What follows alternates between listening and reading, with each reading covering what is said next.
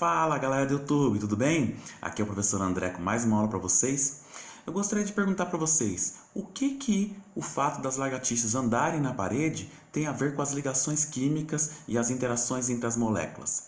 Na aula de hoje você vai entender como que isso ocorre e por que a química consegue explicar esse fenômeno. Fica até o final do vídeo que você vai entender aí. Bacana? Já deixa o seu like aí, já se inscreve no nosso canal. E se você gostar do vídeo aí, já indica para seus amigos para eles estudarem aí também. Bacana? Vamos lá. O tema da aula de hoje é ligações químicas, polaridade e interação intermolecular. Bacana? Depois vocês podem fazer o download desse material aqui na descrição do vídeo. Vamos lá. Então, a parte teórica das ligações químicas é por que os átomos se ligam. Os átomos se ligam porque na natureza eles estão estáveis. É como se fosse que eles precisassem de alguém para ficar feliz. Então esses átomos eles se ligam para encontrar essa estabilidade. Existem alguns elementos na tabela periódica que já estão sozinhos na natureza. E eles vivem muito bem assim, que são os gases nobres, que eu vou explicar para vocês aqui passo a passo. Bom, vamos lá. Aqui está a tabela periódica em geral. Tá? Aqui do lado esquerdo você vai ver os metais. E do lado de lá tem os não metais. Quem são os gases nobres? Os gases nobres são esses últimos aqui, ó. Tá? O hélio, o neônio, tá? Esses daqui, ó, o hélio, o neônio, o argônio, o criptônio, o xenônio, tá? E o radônio, todos esses aqui são os gases nobres. Então os cientistas começaram a estudar esses elementos na natureza e perceberam que eles estavam sozinhos. Então a partir disso criaram aí uma teoria que explica por que os átomos se ligam, que é a teoria do octeto. Bom, vamos lá. Vamos entender a tabela periódica. A tabela toda, a grande maioria é metal. Isso tem a ver com o nosso planeta. O nosso planeta é um planeta rochoso. Então a maioria dos metais são tirados da natureza, por isso que a maioria é metal. Tudo que está em amarelo é metal. Em azulzinho estão semimetais. Eles têm comportamento parecido com metal e em alguns momentos ele não tem comportamento como metal. Existem algumas tabelas periódicas que nem explicam mais, nem colocam semimetais. E aí em rosa aí para vocês estão os ametais, que eles não são metais, tá bom? E os gases nobres estão em verde, são os bambambam da tabela periódica, eles vivem sozinhos, eles estão estáveis sozinhos, beleza? Aí, quais são os nomes? Tem lá família 1A, família 2A, família 3A, 4A, 5A, 6A, 7A e 8A. Então a tabela periódica ela é organizada em famílias. A família A está aqui, tanto lá do lado esquerdo, as duas primeiras coluninhas, e aqui no final é a família A. E no meio está a família B, tá bom? Os metais de transição externa estão ali no meio. E fora da tabela periódica, todo mundo está ali embaixo na tabela periódica, eles estão dentro daqueles dois quadradinhos que estão ali, ó. Tá vendo? São os metais de transição interna, também fazem parte da família B. Tá? Se vocês voltarem na tabela periódica, vocês vão perceber que esses caras que estão aqui dos 57 até o 71 estão nesse primeiro quadradinho ali. E o de 89 até 103 estão segundos. Então todos eles estão dentro da tabela periódica, dentro daquela parte do meio que vocês estão visualizando. Bacana? Bom, vamos passar aí para vocês entenderem. Então, de onde vem a teoria que todo mundo tem que ficar com 8 elétrons na última camada? É a teoria do octeto, vem dos gases nobres. Eles estudaram os gases nobres e perceberam que eles ficavam estáveis com 8 elétrons na última camada, tá bom? Eu não vou entrar na parte toda a distribuição eletrônica. Se vocês quiserem, depois dá para vocês estudarem aí no YouTube. Joga a teoria do octeto, eles vão explicar a distribuição eletrônica para vocês. Aqui eu só vou explicar por que os átomos se ligam. Bom, primeiro tipo de ligação, ligação iônica. Os caras da família 1A, que estão do lado de cá da tabela periódica, do lado esquerdo, vão se ligar com os caras da família 5, 6 e 7. Tá bom? Essa ligação é uma ligação muito forte, a gente chama de ligação iônica. A exemplo disso, nós temos aqui vários compostos. Esses compostos, eles vão demorar para derreter, a temperatura de fusão dele é muito alta. Para você ferver, você vai ter que esquentar muito para eles ferverem. Tá? Eles são cristais. Se você colocar eles em água, eles vão dissolver em água e vão conduzir elétrons, tá? Eles conduzem eletricidade, são todas as características desses compostos aí. Vou dar alguns exemplos para vocês aí. O sal de cozinha, tá? Que é utilizado lá na preparação de comidas, é o cloreto de sódio, deixa eu tirar aqui da frente, é o NaCl. Esse cloreto de sódio é um composto iônico. Nós temos o cloreto de magnésio, que é usado ali para fins terapêuticos, na parte da indústria. O brometo de potássio também tem na fabricação de filmes fotográficos. O carbonato de cálcio está lá presente na parte da produção de vidros, na reação de criação de detergente, sabão, né? E o sulfato de sódio, eu estou colocando alguns aqui, tem muitos, galera. Né? É empregado na medicina, utilizado como corantes, então tem vários compostos iônicos aí, todos eles formam cristais e dá para você visualizar ali. Então, ligação iônica, eu já expliquei para vocês, é formada entre um metal e um não metal. Sempre a ligação iônica vai ter essa característica. A ligação covalente. A ligação covalente vai ocorrer entre a família 4, 5, 6 e 7. Se vocês tiverem dúvidas, vocês voltem aqui na tabela periódica que eu coloquei aqui no material. Tá vendo aqui? Os de cá são os metais, o amarelo, e os rosinhas são os não metais. As famílias estão lá em cima, ó. É só você olhar, família 1, 2, aí olhou aqui família 1, 2, depois você vai lá para o 13, grupo 13, família 3, 4, 5, 6 e 7, tá bom? Aí dá para você saber qual ligação que é iônica. Aqui também vem para esse slide, você vai saber qual família que é 1, qual que é a 2 e depois qual que é a família 3 em diante, tá bom? Aí você vai saber o que é essa ligação que eu estou falando. Aí na ligação covalente já acontece lá entre a família 4, 5, 6 e 7, lá no finalzinho da tabela periódica. Tá? Esses caras, eles vão compartilhar elétrons na ligação iônica, um vai doar e o outro vai receber, eles vão ter que interagir entre si. Aqui eles vão compartilhar elétrons.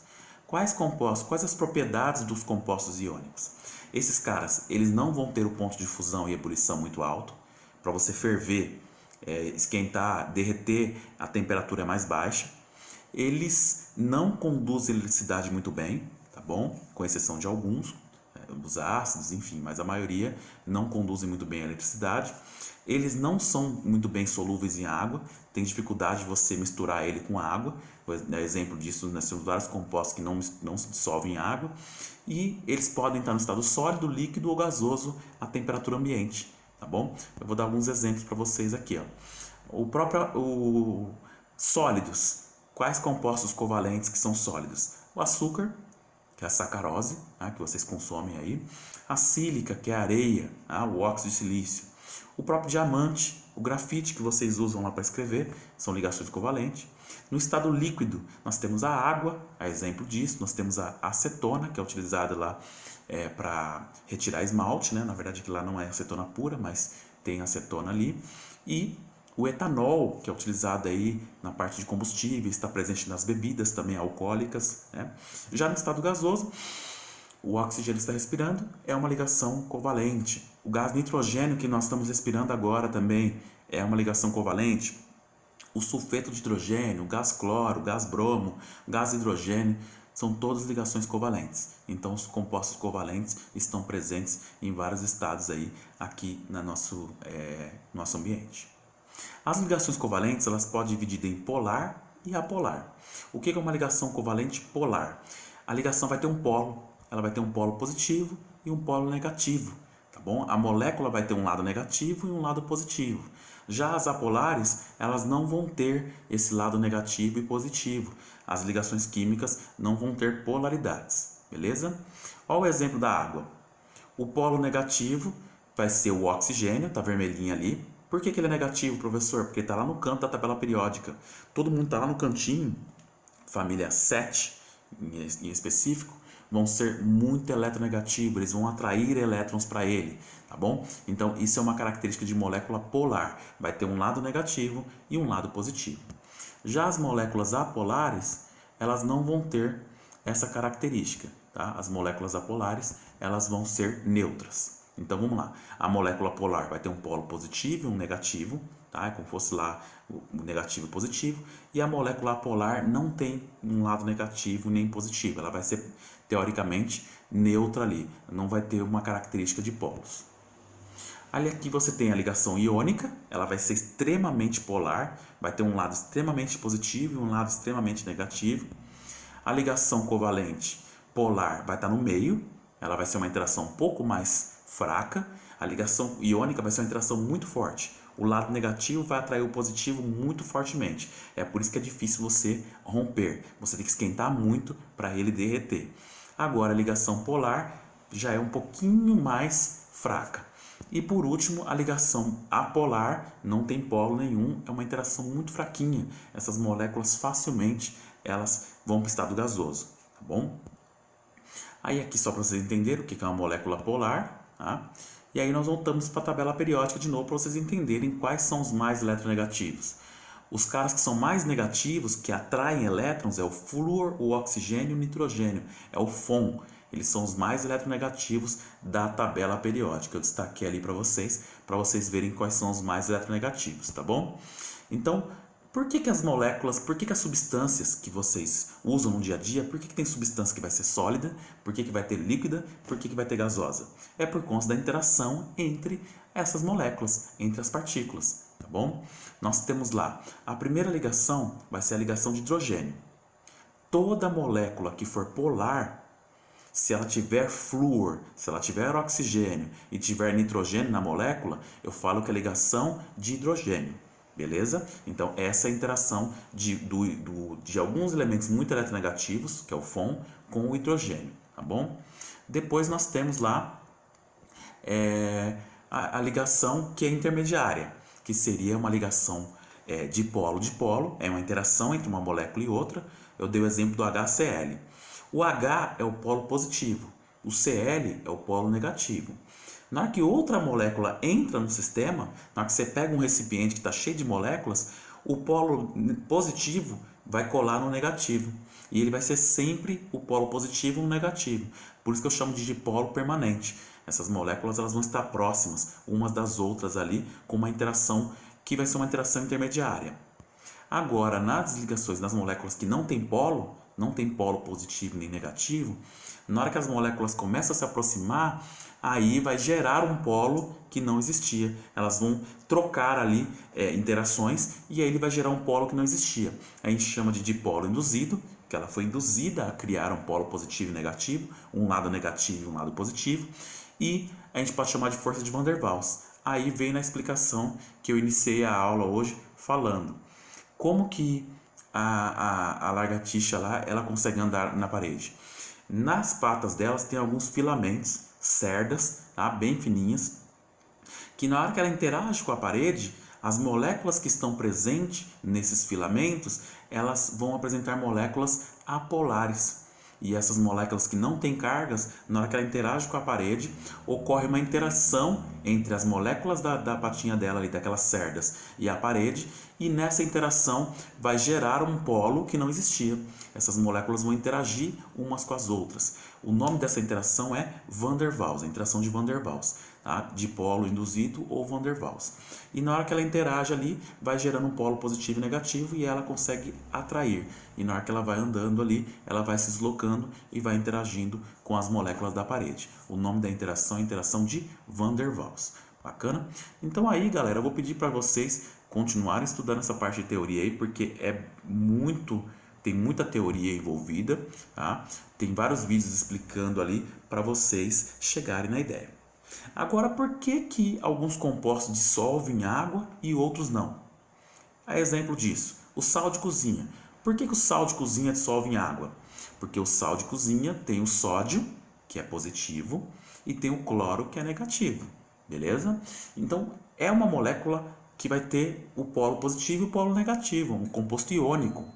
E a molécula de água tem o polo negativo e o polo positivo. Na hora que você joga o sal na água, a parte negativa da água vai interagir com a parte positiva do sal. A parte positiva da água vai interagir com a parte negativa do sal. E ele vai dissolver, tá? A gente chama de solvatação, esse fenômeno aí. Bacana? Nós já estudamos um pouco sobre solubilidade lá no começo de soluções. Bacana? E é isso. Agora, o composto que não tem cargas, ele não consegue interagir muito bem. Então, sempre a regra para dissolver vai ser sempre uma substância que tem polo dissolve uma substância que tem polo. Por exemplo, a água dissolve o álcool, porque os dois são polares. A gasolina dissolve o óleo, porque os dois são apolares. Tá? Então, polar com polar dissolve, semelhantes dissolvem. Se tiver carga na molécula, ela vai dissolver. Se não tiver carga, ela também vai dissolver uma na outra. Agora, por que a gasolina não dissolve na água? Por que o óleo não dissolve na água? Porque um é polar e o outro é apolar, tá? Eu vou corrigir aqui, ó. Aqui a gasolina é apolar e a água é polar, tá? Tem um A a mais ali, tá errado. A gasolina é apolar e a água é polar, tá bom? Depois, na hora que vocês baixarem o material, eu já vou arrumar isso aí, eu vou consertar. Fechou? E para finalizar, as ligações metálicas. As ligações metálicas vão ser geradas por metais. Um metal vai interagir com o outro. E ao interagir esse metal com o outro, ele vai formar uma nuvem de elétrons ali, um mar de elétrons. Por isso que a interação vai ser muito forte. É difícil você derreter um metal. Você tem que esquentar muito para conseguir derreter esse metal ali. E ele conduz elétron no estado sólido por conta dessa nuvem, esse mar de elétrons que vai ter. Por isso que você tem um fio de cobre, você tem vários metais que conduzem eletricidade sólida. Bacana? Aí estão aqui as propriedades, ó. Eles estão sólidos à temperatura ambiente, com exceção do mercúrio. Eles são brilhantes, os metais. Para derreter e para ferver, pontos de fusão e ebulição são altíssimos, né? E aí tem lá isso é graças a uma estrutura que é gerada, um metal vai interagir com o outro, por isso que tem esse fenômeno aí, tá bom? Finalizando, qual que é a ideia da aula toda? É o oxigênio, ele é uma molécula apolar, a interação entre essas moléculas é fraca, é por isso que o oxigênio ele já está gasoso aqui, ó.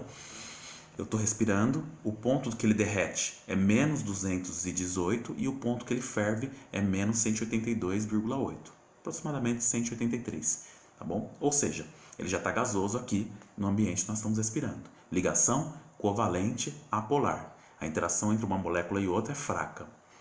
Já a água, a interação já é um pouco mais forte. É uma molécula polar, a interação dela é um pouco mais forte, então para derreter a água eu tenho que esquentar até 0 graus para ela derreter. E para ferver eu tenho que aquecer até 100 graus Celsius. É uma molécula polar e a interação de ligação de hidrogênio. Na hora que você tem uma molécula interagindo com a outra, é uma interação um pouco mais forte. Depois eu tenho uma ligação iônica, ela é uma ligação mais forte ainda. Para eu conseguir derreter o sal de cozinha, eu tenho que esquentar até 800 graus para ele derreter.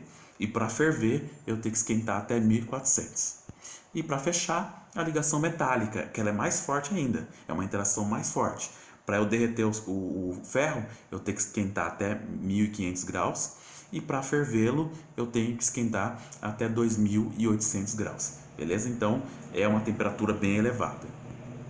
E aí vem as perguntas. Eu peço que vocês façam pesquisa na internet lá para responder essas perguntas, tá? Se você quiser saber mais sobre ligação química, eu vou pedir para vocês pesquisarem aqui, né? Vai no YouTube, pega outras aulas aí para vocês conseguirem interagir bem aí com esse conteúdo. Essa aqui é só uma parte teórica e pelas pesquisas vocês vão conseguir resolver aí os exercícios. Bacana? Abraço a todos e até a próxima aula.